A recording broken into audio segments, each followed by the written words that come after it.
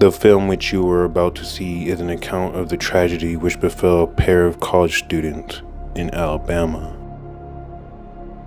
Samuel Crawford and Michael Hainbaum were both your average carefree young adults attending Georgia Tech University in Atlanta in the late 80s.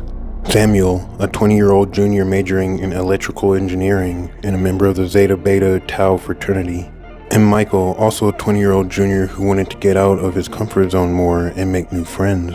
Both decided to join the student rock climbing club at the university in order to have a little more adventure in life, and to honestly get away from the humdrum life of an ordinary college student.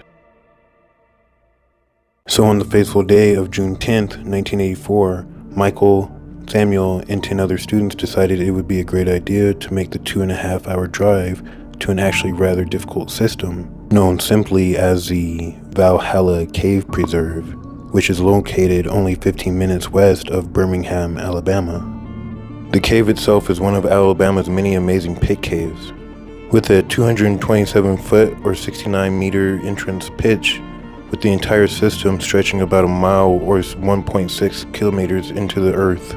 So overall, not too much of a treacherous cave, but because of the sheer drops, it isn't the most beginner-friendly cave also. But in order to move on to more difficult cave systems, they first have to prove themselves in Valhalla Cave. Which now brings us back to our story. When the climbing club got to the cave, everyone partnered up and helped make sure each other had all the correct equipment on hand. Which luckily, all 12 members were completely prepared and outfitted and ready to rappel. So not long after, all 12 members began their descent. In order not to get clogged up with too many people though, going down, they decided to split off into 2 equal groups of 6, with our friends Samuel and Michael being on the same team.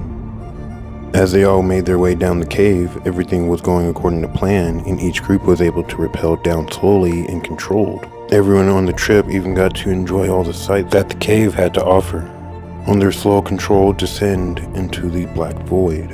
Unfortunately for our cave explorers though, the horror of this story comes on the way back out of this cave. And so when the first group made its way out, the second group, along with Samuel and Michael, started to make their way out of the cave, slowly, one by one. And luckily, by the time everyone had been able to climb back out of the entrance of the cave, the last 3 students were able to make their way to the rope and get ready for their turn as well. Then, as the 4th student started to climb his way out, a 20-year-old junior by the name of David Zern, he was able to make it about halfway out when all of a sudden the entire class heard the loudest crack they ever heard in their entire life, which was only amplified by the echoes of the cave, so loud for a split second it echoed through their entire bodies. Then, suddenly, not even half a second later, a boulder the size of a school bus broke from the ledge right over Samuel and Michael's head as they waited their turns.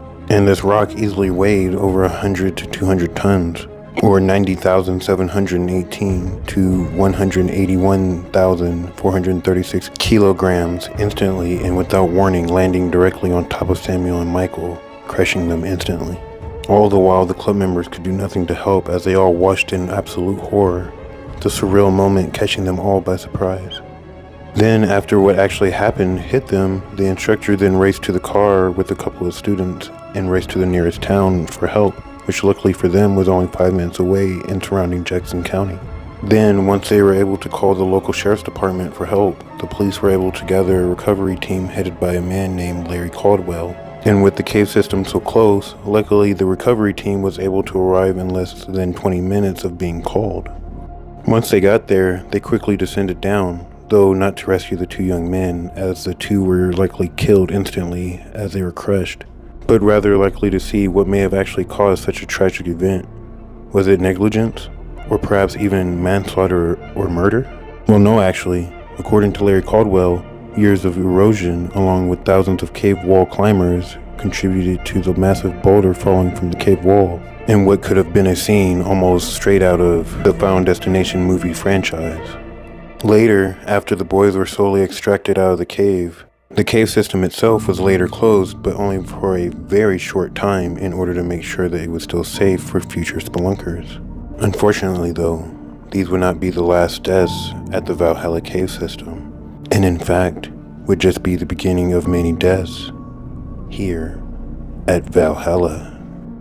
Let me know in the comments, what would you have done if you were in Samuel and Michael's shoes and you saw a rock flying at you the size of a bus and there was nothing you could do about it? Or better yet, what would you have done if you were one of their friends and you had saw it happen firsthand?